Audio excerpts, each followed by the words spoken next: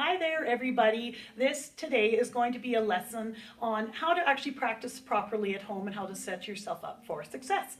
So first of all, I'm going to talk about how you want to sit at the piano or keyboard, whatever you're playing on.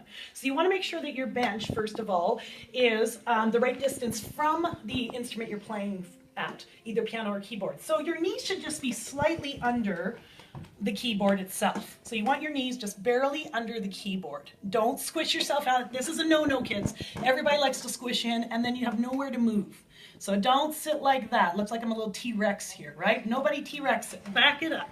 So I would prefer you out too far than in. Your butt should also be, or bum, I'm sorry, should be just barely on the chair or the bench, whatever you are sitting on. Do not sit far back because then you can't play the pedal properly.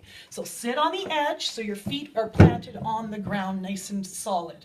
Now I feel like I'm very, very centered and I can lean on my feet and I don't feel wobbly. I'm very, very centered. The next thing we'll talk about is the height.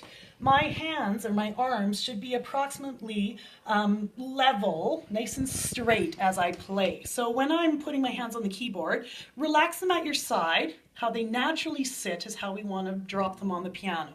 And my wrist and my arm is fairly flat. None of this, I see a lot of this happening at home, none of the wrist down, all flat, not too high either. I don't see that as much, but nice and straight when you're playing your hand. And you can see my hand position is kind of round, okay? But really, because I have a very short pinky, but your pinky and your thumb tend to lie on the side. I call them the anchors. I put my thumb and my pinky on the sides and let my other fingers round naturally. No flat fingers, no kind of wonky sticking up in the air fingers. Try to keep everything a little bit rounded with your two outer fingers more side lying because they're shorter.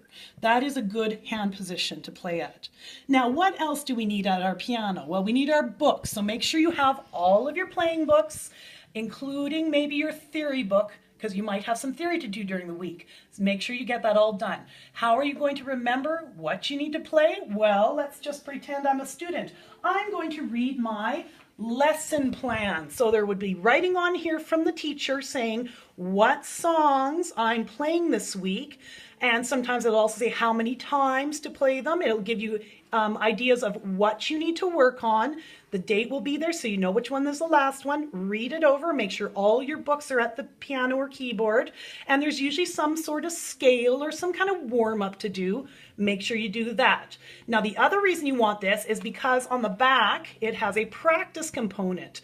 You should be filling that out as well. So every time, let's say I practice today, it's a Tuesday, I'll write in Tuesday, and maybe the teacher says I'm supposed to practice 20 minutes. That is what I'm going to try for, but keep track of the time and write down what you actually do and sign it, because it is on the honor system. Your teacher is trusting that you're going to give an honest answer. So make sure you write down what you actually do, because it could be more, which is bonus. It could be a little less, and we just want to be honest. So make sure you have your lesson plan and write down your practicing, because you should know what you're supposed to do. Other good things to have at your piano is a metronome. And mine's missing at this point, but that's that tick-tock thing that keeps you in time, the metronome. They'll keep you steady. Some of you are going to be using that, not all of you, so if you don't need it, don't worry about it. And then a pencil would be a good idea at the piano, because you want to write maybe fingering in, you want to write in maybe your dynamics, circle them, you want to pay attention to what I call articulation in pieces. That's all the staccato and the legato, right? Smooth and short, that kind of stuff. As I mentioned, fingering is really important. As I said, the louds and softs, and then also perhaps accidentals. And what are those? Sharps, flats, naturals, the more black notes. All those things are really important in your piece of music. So be very careful that you are always paying really close attention as you practice, because your teacher will love you if you come back and you've paid attention to all that good stuff. I'm just going to see if I missed anything here, kids.